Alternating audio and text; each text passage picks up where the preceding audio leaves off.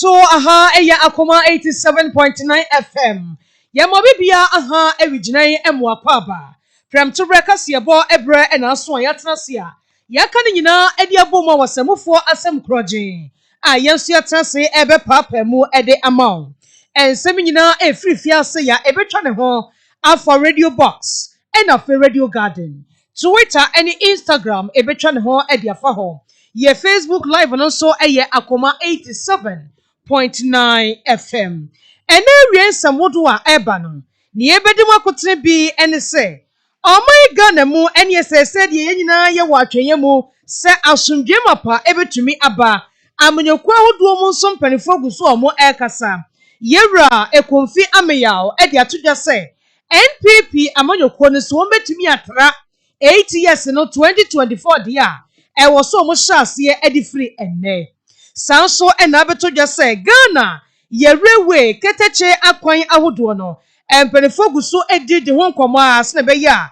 ebetumi aboa se yenso so keteche yebefuru bi edi etu akwan yebekwa kopiemu ewo Bono East ene ne mpotemo ehwo so ena ema bi a eye aloyafo enso de yemaba wone mrantie no afaditiemu a emprewanyi mebrebe no ehwe na etu ase ede amayen sanso ena empenifo hodo nso akasa ede afa eniyema ebetumi aboa yen ama akwansra honsam akoyie ewo Ghana mu ede amaya insane kudom ehonom ena sansemi eto dwai beko akohwe sede ensam no esi etie weni afoforo pii no eka ho kakra bi ene eti ho ede akyewa ewiginan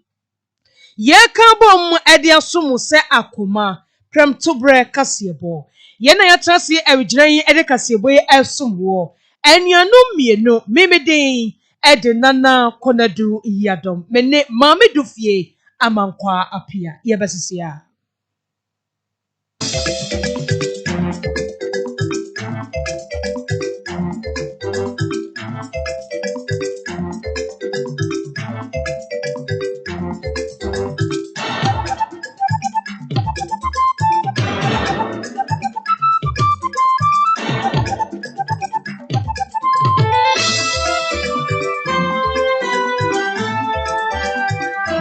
Akoma FM.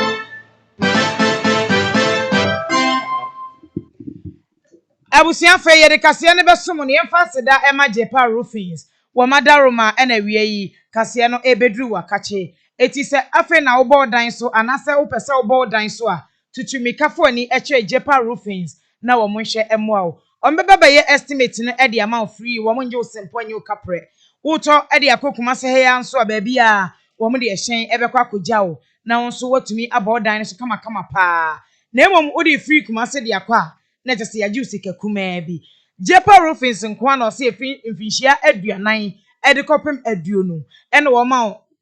warranty na tese 40 to 50 years warranty e be bodan so sa apetampe sensi oto se wiebo sane atie bia na jepa roofings de atia ena etie esanse eye long self lock strip tie no anse wakeka sikrekrekre na wo call back jepa roofings pay for 0504 888830 0504 888830 Obenwo mechira kwan tafo pankro no kwan ne so wo mo hye bonsuom na afa kodua junction finfini ho a wodi fritafo eba wonsa enifa so sanso na wodi fri pankro no so a wonsa benkum so jepa roofings ose quality is assured afa yentinse form na yemfa awia pram turbeka sebo ni munchemu nyina ensomo Yebo shini ediani achire NPP amanyoko no Professor Christopher Amiyaw Ekumfi na ekasai wano ene dwemtreni board chairman edema Ghana Infrastructure Fund say yebesi school adan yebesi hospitals yebeya akwan ensuo enkanea eniyema ebepom oman no etumpon no wano ene pani a wada no hwe yemfoto ene emu ensem so na wadi ato NPP amanyoko no mpanifo anim say se wonso omayi mu no wotena so emfie nan emfie nwotwe a na se ye wo atikọ na wo kọ enu no se e wo se NPP amanyoko ni wo mo set record ene won betwam won bebreki won betra ene 2024 won betre se wo mo so wo mo epabene ene o se ewiase sa wo de wano don wira ebi nwo It is so much now. I oh yeah, you better oh you better breaki oh you better set record wa enko baby a se oman hwe amfa ade no omo ka no anya adwuma amfiri samre wo mama perepere yo anadi e wo manyokuo num wo mama enkabom anadi e wo manyokuo num wo mama asumdwe anadi e wo manyokuo num etu ho acha honhom anya adwuma anya adwuma 2024 ye beto wo man hwe ye befo mo kwa ho we dodge ento mo mani na ho no mo nya adwumaden a ebetumi aboa ama sa record no mo so mpese mo sete 2024 no ebeba mu ede ama wo mo Professor Emiyaw Ekonfi edi nsem nyina atudwa ebra adwumadie sunku bi ekoso na wo cheche niema hodo a ebekoso yie ede ama wo mo ewo Bunu East abra delegate no ehyiaye ewo ho former MPNT invite me mama koi na ini yenye say Richmond North about to twam yeni animkuni enti conference ye bobo akwanya akwanhura ebetu emfaso na 2024 ebetu edinkuni elena mema delegation ni na tiasese mema dwemu no ade e friend party unity number 1 ese nyina kabom enkankasi atwa bewie say ye police station executive abatwa say constituency there say coordinators there na a regional copim flag bearership nyina ye to abanewia ese tu kabom ma party no enkabom no edi anim wey any ensemo Professor Emiyaw Ekonfi edituja eno se ade no enye ya no ene obi a mesameti America say metumi aka de me pa na wamfa wose anye wowe a udwa wanum so ate ase enya de a ebeye adwuma ene wachiri no wasade ato NPP amanyoko no anim se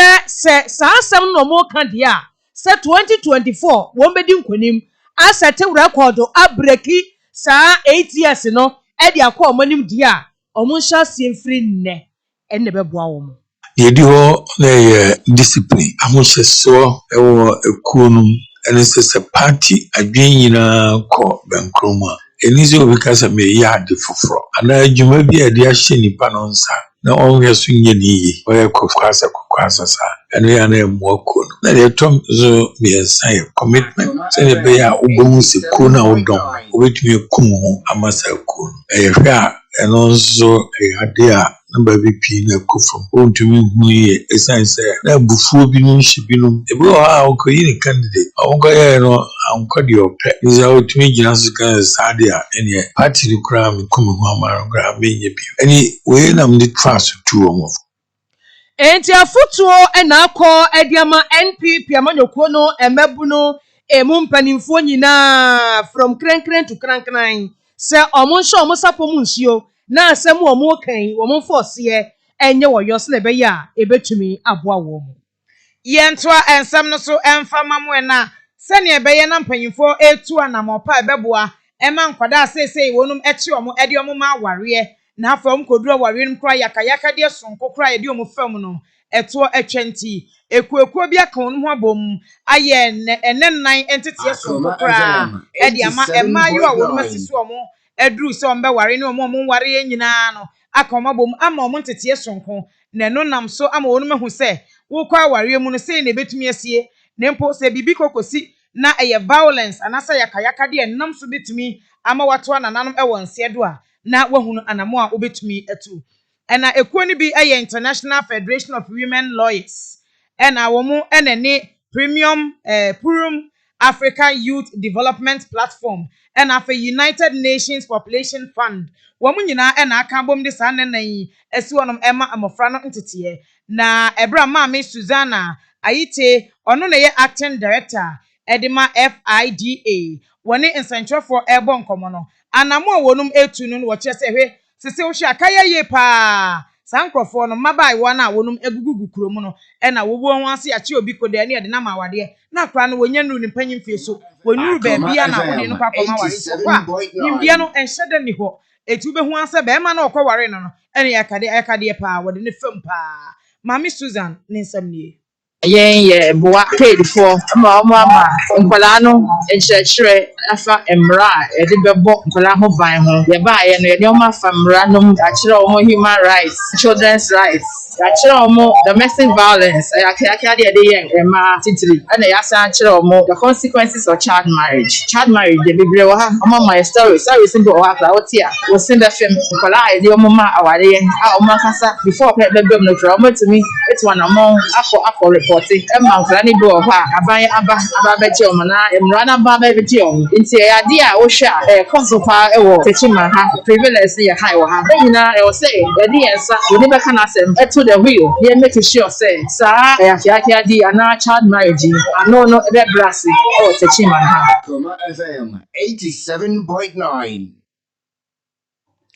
Abusuafo ni oyete ye no eye Mrs. Susan Aite oye acting director anase acting executive director Edema FIDA ni nyina efa nkwada ye de omu ema ware a na wonum enya nyinye no na eno akire no na Madam Millicent Oklu ono so eye Bono East Regional Program Officer Edema PAYDP ono so kasa kakra se nkwala na ye mom ntete no ebeboa pa wosesa ntete ne wura mu ye na ye mom ntete mom hu anam wo so mutu a wo mu akra betu mu nuanom ene omo nafofo no fo na nam so ama ware basa e de nkwala ne wuram e wo bra wo mu nyini nu mpanyimfie anase wo mu nyini enu omo mpanyimfie so no eno eto etumi atwa awofoɔ no etie saa deɛ no so ɔmo so mo encourage na ehu sɛ ɔmo nim mmara no nti deɛ ɛyɛ ne sɛ saa nkɔla wei a mo atwere ni ɔmo no yɛ ne ɔmo bɛkɔ schools no mu because ehu ne sɛ akɔla ne nim a yɛde ne bɛma aware a ɔno akɔla nkɔ betumi akɔ yɛ dɛ akɔ report because ɛyɛ de sɛ yɛbɛnya sɛ nkɔfo bɛ report saa kesi ba akɔla no kɔ nim sɛ ɛyɛ tia mmara na mmara sɛ yɛ ɔmo kɔ so ne ma aware kɔ bɛtu meka kɔ lawsuit strike social welfare akɔ report sɛ na awofo ɛpɛ sɛ ɔmo yɛ dɛ ɔmo de yɛ no nti program no dey down mo edi kola na ye train 15 girls na ye train ni omo ti ewie a omo ebe call out akọ educate omo ofefo na so mo ko kyerɛkyerɛ ofefo efa Ghana mmara etia kola ye de mo ma ware ena mo so mo na mo mante mo mu se akola bi ma ware a omo betimi a report omo betumi a report nti we ye brebre na report a wo mehu se efi hanom ena ye de akola wanya mfinhia be se enso se kura de se catch them young and they shall be yours forever nti empanyimfo no mo hyehyɛ hye wo mo kyɛ na akode na kyɛ sɛ wo hye akora no wo baabi maame no empene so na wo ba awura fi hɔ no na kyɛ sɛ woni nnaka na eno ano no awofo no so sɛ ya na de yɛ osika ko sɛ no ya tabi akora de ama na kyɛ sɛ okwa yaka de pa ɛne ade wonum FM ɛna programs officer Millicent Oklu ɛde saifutuo no ɛkwa Ghana de hye nyina no Owura John Buachi Osei oye investigator ewo Bono East Mantam no mu ewo asoye a wonum ehye nipa yemfa ahodie so Metro Commission for Human Rights and Administrative Justice ono so kasa kakra se anamo a wo mutu ene ntete a wo de ma no ebeboa pa ama domestic violence bebra ekoso no etu atwa how about calling you and say, Yana and Prepino, assembly of honors and no decay series. It's in 70 non maintenance of children, Abia, Onemawo, and Kuranum, on Shamofrano. And it was Obana Betunano, no, who's a tabo Kura Rinum, never time and only in infusion. There is awesome Amama cancer. The better say, even Yas, Abia non maintenance of children, I say, opinion Shanima on Shame, or Pomelio, who's a sad no decay acid, and only a how about fire, remember when you wrote in the yes, I'm a boy, na aye wone ma wo menhwe no aware mu nsensem ene sansem etabe wo na ni nyina no wo behwe mehwe abegye nipa na ode asane bedan ani mfie no na wo se abrada wo kohura aware ni aye abra onya no ni mfie so na abra so wansu adwuma na wanko school that is sansem se ebe ya so wone ma wo hwe me eba ne sanso ana ya ba akoma mu nsem dwumadie mu ne ya ba betan na awie ya akora do afidie ntro ma dendendenden ena menene wo yi na ena na menene wo ho na ena ba ma bi na na kyesensem no akoye bebre ni nyina mu no se o manyina duro mpanyimfie bi so na mfa na mpanyimfo nyina akora no ye o ma yakayaka de na kyese enkola na wonam kora no an wode wo ya ba no wode wabo ba no na kyese eno ano ne yekoye anim ena Owura John Buachi Osei oye investigator e wo Bono East Mantam no mu e de ma asoye a wonum ehwe nipa yemfa ahodie so wode nsem wei atodwa na afutu akono na eno akire no ena mmofra na se maba wo a wo so enya panya e de 87.9 komo akire nsem kakra kire Ghana mra young say akola onya 18 years. Yamfa ne ma aware. Wo de ma aware o ko ha bebre mu. Bi se kwa wo ko woni aware mu amamre bia. E bia be mo ko ware ni woni sima atete ajojo. Woni no ko wo a. Bi ti e be say be lo fresh. O ti yare say 50 la ne ACI. Ni na ka child marriage nti asra Ghana for say. Ye nua bank tse ni ya ye wo ha na. Mo che e ma no mbo aye. No me ni dri mpanyi fie so. Anso mo de ya ma aware. Yes Ghana mra tia. E so yes na tia chewa Ghana mra no be. And domestic violence is something that I say. So, Udo Bitia, any concern I Kayakade, who are no bitia, when I Kayakade, any concern the young, now I am, between the second child, between months will share any show good. So, didn't domestic violence. Ai ni nyina ka domestic violence no ho. Eti se wo ya akwala na akwaware na yesi aware ne ya na panyin bi anhye da nim na yesi nti ase be ma ne yetire. Eti me ya akwala na abeware me ne de ne de so hu ni se be no. Ye nyina ye tipenkro nti wo ka me so metumi aka bi akiro ade no de me kire ma adwene ye ni watem. Nanso ye kwai na mmaya na o ma no femfem na papa no hu se wo kyan ne be se mfinhia aduonu. Ana se be se aduanan a ene o kan ya ne wano de no de ne nsa keka so ntubo akwara bia no efiri akoka kyena. Ensuohia so na ehwe aguo so ntia yaka de ye de ye wonum pa ena mpanyimfo hu ne se da bi e wo so masa nkrofo entete na eno nam so mo se da bi wo mo ye nkwala enti eni se nkwala no ye mo mko ya ba tan tentem so e wo bra wonum enya nus nana eni o mo nka ne yie ai se nkwala bo se minim de ya na ha ya wo fo bi se sika o se de ehu papa bi bia na ya sika e wo be fa na kone de na no ato so ebi so ye o mama mre mama mre ntene ya chine nkete di wo nam ho awoko na wo ko sku akoyede onya hwe nti ye do ma ware ntema no ware but wo so mu yi sa adwene firi o tim yanko sku asenke yete ya so wa Akoma FM 87.9. Yentu aso na afa ye moshi na yenko empanifo mo ehwe yempotam ehwe se ahunidie mapa ekoso na ahunidie no so ekoso a ede ne ye ama abuama ye dada sitrem nso no ye niema akoyie ede ama ye na opani e wono na ye kwanchefo a wo hwe ewiemu nsakraye ewo Environmental Protection Agency ne nkrobata anasa ne fie kese e wo enkenan na Dr. Enjibu Osiako na ekasai enu wose obi ohonom a wo ye nwura na wo hia dia gugatemu a won fa ho wo bitimi boaboa taya no na wo hye woni fie anim wubusasa da ya osemede pamomo abone na wonim se enwusie no a ekọ no ese emframa no obi homi a ebetumi ma ne yade titiw ne wo mo yade asma ene ho tuberculosis ensi no so wo hye gugatemu no ekobo obi nhemu amananom amananya typhoid enti wenyina ya niema ya ese yankase asetremu anyade won so yete ede afirimu no anya asempetoa wode sansem nyina tudwa ewotachiman abra wone mpanifo ahodo eku ansha banse ensentrefo empanifo eka bia ye wo memu ehyiaye na wo ye tetiye ede ma wo mo efa ekwan a ye befa so a ye climate no ewiemu nsachaye yense no na wo chine bi no emfo hawo emreye Yehu se enema bebree sisi ensuo no ne to no asesa time asesa eba no ema sense beto kra na time a wompe no na eba eto nso a bebree timi babum na ejae yenyini no na yehu se you can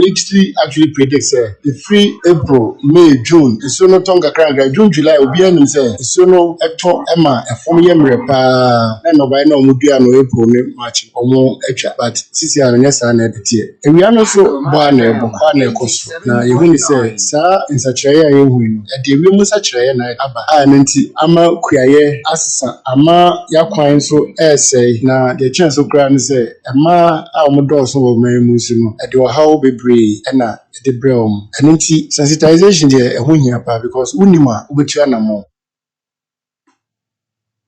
wei ene ensemu a yewra Enjibu Osiako ede tudwa enu ochi no na oru asalifu isifu wono ene kwanchefo wada eku a wondi ene Alliance for Community Development Alliance wono na bejire mu ema Abantu Development wono so di atudwa se yenye niema ebetumi aboa se nhye ne bemu a ema ene enkwada yenyi yeyipemu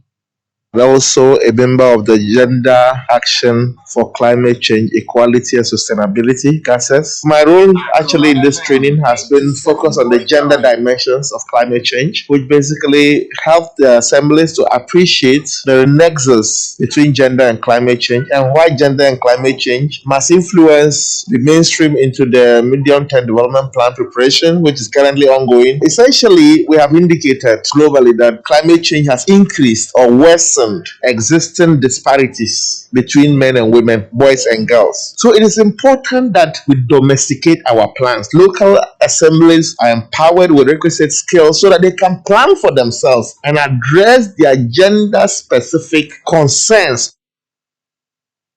Wey ene ensamo a yewra salifo isifo edituja enu ochino ena owuradia Anthony wonne mprempren wo hwe kyese Bono East Regional Head Edema Environmental Protection Agency wonu so atu yamfo ye tete mpatam no se mianya niema wo kine bi no ewiemu nsachaye ye ankasa ye bese no enwomaimu. The impacts of climate change. Because the activities seriously, our region has so contributes a lot to problems. Just share this part of the country. Just share. MSA is one of the highest places during the dry season. Local group hunters.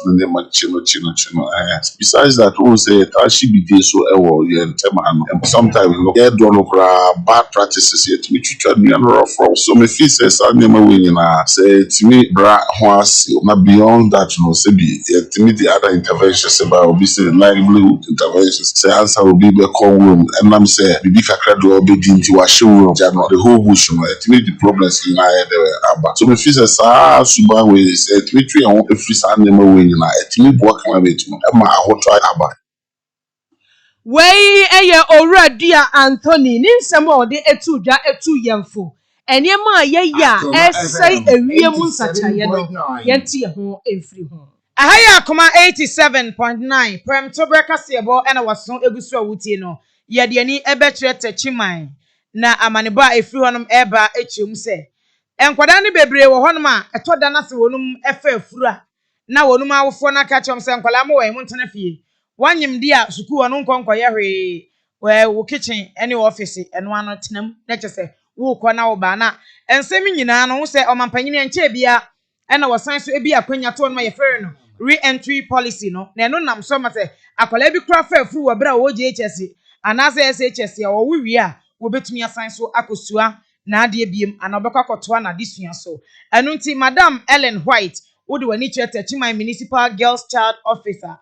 na ewo education service anase aso ye hwe ye ngomasua so a mami butu obi wakasa eno wo tu awofo nyina afo se ebredru sa wo na bema omuma ne kwani na wonum anyinyim awie no wo masan be suku ana wonyima enya hwe enya yare he wo wi abetumi asan de wani atre suku eti wosre se covid iba ye pa ye ko break no awurade a enkoda na pa wo munyinyim saa nti anyinyim na ena bebre atena fie ebi so okro mutumi asan de ne din wo ma be suku hobi o eti wo mu de ntetie sonko ekoma nkoda no mami eye na adwene se won tena fie kwa woni nkwala ne abata ne nyina bedi nkomo enti emayo be se aduonu a wonum ekonynyim ya wo mu wuwie ye no omasa de o ma na chire school so o mu kono masa kosuoma de abiem eno na mami de futuo e de emma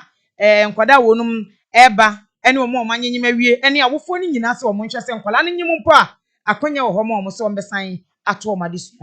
awofo no etia saa de no so mo encourage na hu se omo nim emra no nti de ye ne se saa nkola we am train omo no de no omo kuskus ne mu because hu ne se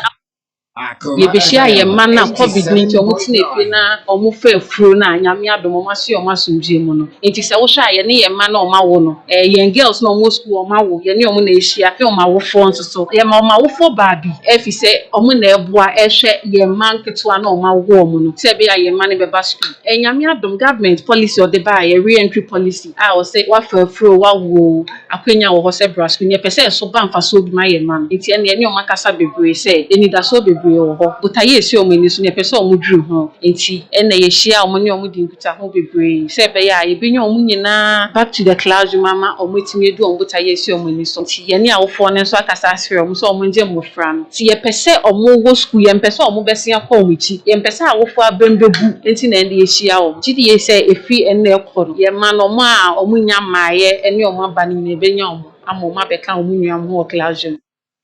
na no ano no na kyesa adesua no gusu ekoso den wami wo kono amfa ne nsapan yo wo de diapers koye wo de nkwala anuane koye se ayi mayo a omawo wo mo ya batan no mche class mu sua de nkete kama ene wo se da bi ontumi fa ne nsapan ko eti wo san de sika san so tua ato e de mankwala be se aduonu a wonum enyim yo mawo awie na wo masan nya akwanya ebe suku abesua de no ena wo no edi nsem kakra echeche no na enu ochire no nesanso wo de futu koma abatan ne nkoda ne nti madam Georgina Abazuga wono ejina abatan ne nyina anim e de aseda pa koma ban e wona mo watu ene wo de salary entry policy no e de aba no enam so be man nkoda no enya akwanya asia beso batete no enye se bio abatan a wonim batete na ye de awurade de yenka yehu se ye wo bonsan bi nso wo baabi mesrese abatan nyina tete wo moma wo nyamesom no edi hene e wo batete ne mu a eye fine nkola ni bi wa ye me medie ni se ye nsa he nka me ba na ante sa ama mente wo fo nyina hu se e ba na kofa ye na obi asa ta wati asa enti no eye nsa he no e ba asa no mesu manja na jeje mu eye ade ya akometie e manja me ba na jeje mu because aka ne bata me ho ene nyame nso ade hini wom ama wo be wo abofa no hwe akala na hwe abofa na utim se nyame wa ya ade enti de meka che mata nyina ne se mata ne bi nso ha ye ya behye bone akala ne sa ye fi se wo sua ya ntia no eno nso no eno kura enye ama onim ne left and right onim de wonye enti ne se wo bo ho modene atiti yie na se ekoba se bonsam bi kura na de ne satu mu a ebi mu bedi wa dance se o ma me we wo ya ade na emom no eye nso se wo ja abofa ne sa na ese wo bra wo no ntum pese obeka na de a eno so de ye west yonti ya montia nkoda no ma mo hwe apemfo ngetu o masala wa ayi so Facebook so nya san ngetu akura eje obi ba mienu bi wa ya de ba ko na gina wall no ho no se wo hwe de enso wo hwe de na ni bra bre no ebi so te class omo mbedada omo aja wajo omo na kuta buku no omo mte eche na madam hye hu omo no bo so mada ebre wom no nya san ngetu ni nyina ye nyinsan ena omo se ai abre kura mo de mo yenkasa kakra na se ai se ne be no we se 60 ne nkora mo benya no evision nkora no mo bu omo nsa nkora no so yo mbekasa kakra na yenti omo